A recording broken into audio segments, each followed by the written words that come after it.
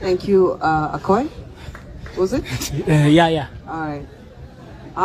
And the scouts that I saw before, I know you were standing in the heat, and I'm so sorry about that, but thank you so much for welcoming us.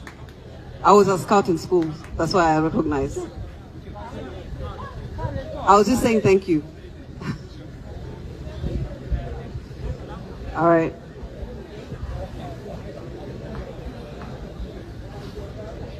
How's everyone back there?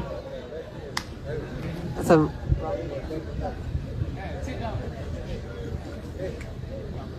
All right, my first memory of school or education was in our house. I think I was about 5 or 6, I don't remember.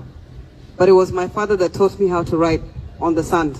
He would take a stick, he'd be sitting on a chair, just like today. He would have a small table in front there, just like the ministers. And when he was done with his meetings, he would have time for me. I was the only child for a good time. So as his only child, the man actually had time to teach. I don't think he ever taught any of my siblings, but he taught me. The first thing he taught me was how to read the clock. I actually know how to read the clock and I keep time. My colleagues can tell you, I'm a good timekeeper. Until today, I don't like wasting people's time and I don't like people wasting my time. I'm very adamant about that. I learned how to draw the clock, how to read the clock, 1/2 past, 1/4 to, all those things. The first thing that he did was actually use his stick to draw on the sand. I went to school in camps. I never felt like I lacked anything. I never asked for a pencil, pen, book, even uniform. I don't even remember if I had uniform.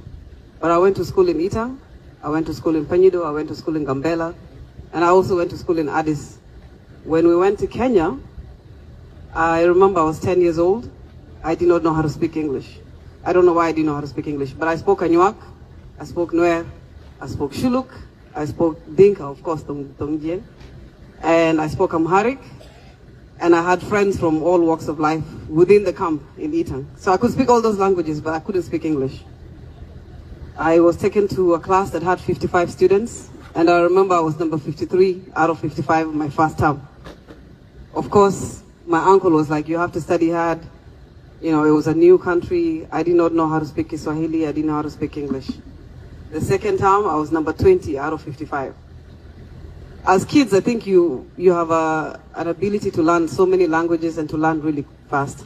Nobody forced me to school. I wasn't forced to go to school. I woke up, I was eager to go to school. I wore my uniform, and I was actually eager to learn. I was quiet. I wasn't a talkative child, but I remember that I wanted to learn. And it wasn't instilled in me with a stick or by a teacher. I actually wanted to learn. And I remember my siblings had the same ability to just want to learn. We never gave our mom trouble because it was our mom that was raising us. The second thing I would like to say is that my second memory of school in Kenya was when December, which was usually the last month that schools would close for Christmas, I was actually number 4 out of I don't know how many students. And I ran home with my report card. My mom was back from, I think, Sudan at the time, because she would frequently visit. And I ran home with my report card. On the way, I actually picked up some shillings, some Kenya shillings. So I went home, I was celebrating. My mom gave me 20 shillings, which was a coin. Those of you that know Kenyan coins, it was a 20 shilling coin. And I ran to my friends that used to be outside. I grew up with other South Sudanese kids as well. So I ran to them outside, and we actually had soda. Soda used to be 5 shillings. I think 5 cents or 5 shillings, I can't remember. But I bought everybody. We all had the big soda that you see in Uganda now, and we celebrated. So school is very important. It creates a foundation for you. I did not have to be beaten to know that boys were a no-no. So for those of you that have boyfriends here, I don't know how you do it, but I wouldn't advise it. You're too young. Keep the baby away for when you're ready.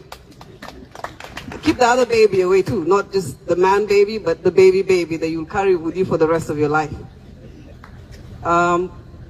Secondary education leads you to now a world full of open opportunities.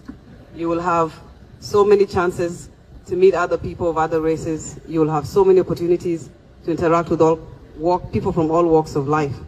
I don't think a wall makes a school, and I'm not saying that your wall is not important. The classroom doesn't make a school, It's where you are, where your heart is, what your intentions are, what your opportunities are, your future. When you envision your future and you want a better life for yourself, no one will have to push you to do anything. As the Ask Foundation, we are here to help you and support you with the tools that you need to help better your education. As our education consultant said, we're not here to do everything for you. You will put your hands together as a community, as a school, to do whatever you can on your own, and we will come to support you. We are that backbone that you need, but we also need you to help us help you. I don't know if that makes any sense. Does that make sense? Am I speaking too fast? Can you hear me? Can you understand me? Can those guys understand me? No?